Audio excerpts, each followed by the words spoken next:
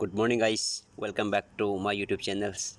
So today I'm going to show you how to make a chicken tangdi angara kebab. It's a very interesting and very nice and very famous recipe.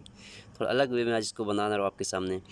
Actually में लोग इसको boneless बनाते हैं, पर मैंने सोचा टंगड़ी बहुत पसंद करते हैं, तो आज क्यों ना टंगड़ी के साथ कुछ अलग किया जाए। अंगारा तो बहुत ज़रूरी है, इसके चीरे लगाना, ऐसे कट आप लगाएं। एक टंगड़ी में 5 से 6 मिनिमम लगाना चाहिए, क्योंकि अगर चीरे अच्छे लगेंगे तो मसाला और मैरिनेशन इसका बहुत अच्छे से हो जाएगा। तो हम इस तरीके से दोनों टंगड़ी पे अच्छे से चीरा लगा देंगे। उसके बाद हम इसको एक अच्छा सा बाउल लेंगे, उस बाउल में टंगड़ी को ऐड करेंगे और इसमें फिर अपनी फर्स्ट मैरिनेशन होती है lemon, salt, ginger garlic, mustard oil और ग्रीन चिली पेस्ट।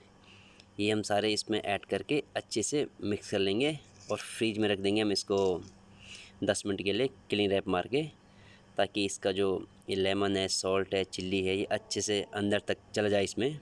और इसका फिर अच्छा जब मसाला ऐड होएगा तो बहुत बेहतर टेस्ट आएगा।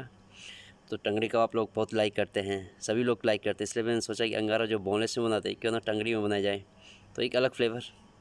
सो इसमें लिया हंग कर्ड, इसमें जाएगा ginger garlic paste, mustard oil, tandoor का बहुत किंग माना जाता है। ये कश्मीरी चिल्ली पेस्ट है, मैंने इसको पेस्ट करके रखा हुआ, थोड़ा भून करके रखा हुआ है।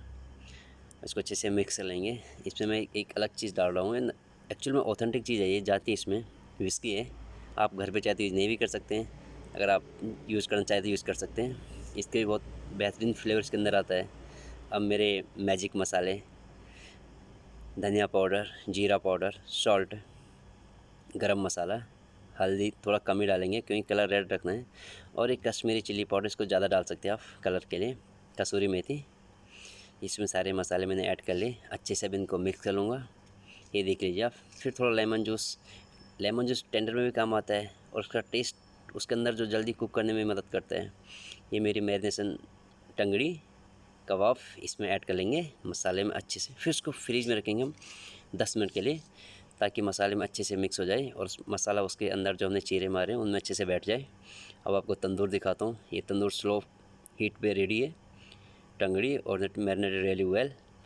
अब हम इसको लगाएंगे तंदूरी स्क्यूर में और आराम से फिर इसको पकाएंगे हम तंदूर में कम से कम 15-20 मिनट तक स्लो फायर पे हम इसको पकाएंगे। तंदूर का टेम्परेचर होना मेंटेन बहुत ज़रूरी है। और अगर आपके पास घर पे तंदूर नहीं है तो आप इसको ग्रिल पे भी पका सकते हैं, इवन तवे पे आप इसको कुक कर सकते हैं, लेकिन उसके लिए आपको थोड़ा सा टाइम ज़्यादा लगेगा और गैस और स्लो करनी पड़ेगी। तो ये हमारा टंगड़ी कबाब और रेडी हो गया है। इसको मैंने कम से 15 मिनट इसको लगे हैं, और बीच में हम एक बार चेक कर सकते हैं और इसमें बटर ऐड कर सकते हैं जब इसको पका रहे होते हैं। अब इसको आराम से निकालेंगे इससे, आगे से पहले इसको साफ़ करना है, फिर हम कबाब को इसमें ट्रांसफ़र करेंगे। ये हमारा उसका प्लेटिंग है for tangdi kebab. So here we go. Side में मैंने आज लच्छा उन्हें रखा है, उसमें मस्टर्ड ऑयल है, लेमन है, चाट मसाला है और कोरिएंडर है और red chilli powder little bit. बहुत अच्छा होता है ये कबाब के साथ, और ये बेहतरीन एक डिश आपके सामने। उम्मीद करता हूँ आपको ये डिश अच्छी लगेगी। So thank you so much for watching it, and I hope you love this recipe, and keep subscribe my channel, likes, comment and share, give your feedback guys. Thank you so much. So here we go, yummy dish.